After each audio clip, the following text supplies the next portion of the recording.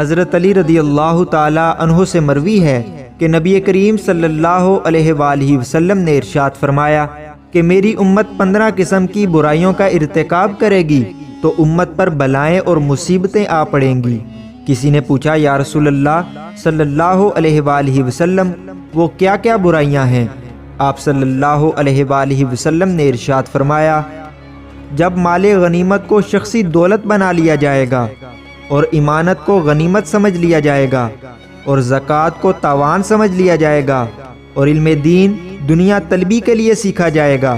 مرد اپنی بیوی کی اطاعت کرنے لگے گا اور اپنی ماں کی نافرمانی کرنے لگے گا،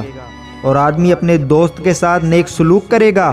اور اپنے باپ کے ساتھ سختی اور بد اخلاقی سے پیش آئے گا، اور مسجد میں شور و غل ہونے لگے گا جب قبیلے کا سردار ان کا بدترین شخص بن جائے گا اور قوم کا سربراہ ذلیل ترین شخص ہوگا۔ آدمی کا اعزاز و اکرام اس کے شر سے بچنے کے لیے کیا جائے گا۔ لوگ کثرت سے شراب پینے لگیں گے، مرد بھی ریشم کے کپڑے پہننے لگیں گے، ناچنے گانے والی عورتوں اور گانے بجانے کی چیزوں کو اپنا لیا جائے گا۔